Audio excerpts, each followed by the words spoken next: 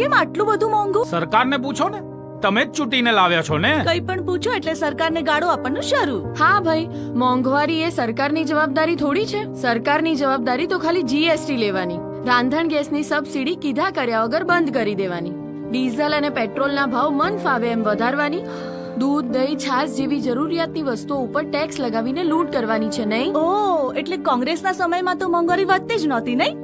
બોલો હવે બોલો. આ વાત લાંબી ચાલશે બેન. મોંઘવારી અને લૂંટમાં ફરક હોય છે. કોંગ્રેસના સમયમાં જે ભાવ વધારો 10 વર્ષમાં થયો ને, એ જ ભાવ વધારો આ ભાજપની સરકારમાં માત્ર 10 મહિનામાં થયો છે.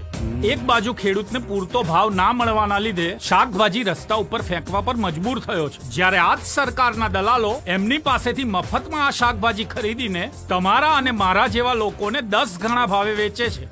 કોંગ્રેસે ગામે ગામ સસ્તા અનાજની દુકાનો ખોલી, રાશન કાર્ડ ઉપર રાશન આપ્યું, રાંધણ ગેસ ઉપર સબસિડી આપી, રાહત દરે કેરોસીને આપ્યું, અને સરકારી સ્કૂલો અને કોલેજોમાં મફતમાં ભણાવ્યા. આખા રાજ્યમાં સરકારી હોસ્પિટલોનું નેટવર્ક બનાવ્યું, જેમાં સુવાવડો પણ ફ્રી થઈ અને બાયપાસ સર્જરીઓ પણ. એકદમ સાચી વાત છે. કોંગ્રેસના ટાઈમમાં મારી સાસુએ જે ઘરેણા બનાવ્યા અને મને આપ્યા ને, એ ભાજપના રાજમાં આજે મારે ગીરવે મૂકવાના દાડા આવ્યા છે. અરે મોંઘવારી ક્યાં નથી, શ્રીલંકા જો અને પાકિસ્તાનની તો ખૂબ જ હાલત ખરાબ છે. અને કાકા બધે જ મોંઘવારી છે. બોલો, હા પહેલા આપણા દેશની હરીફાઈ ચાઇના અને અમેરિકા સાથે થતી હતી.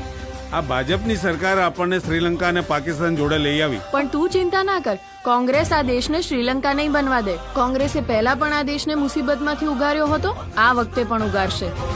ગુજરાતના વિકાસના દરેક પાના પર કોંગ્રેસનું નામ બોલે છે, કોંગ્રેસનું કામ બોલે છે.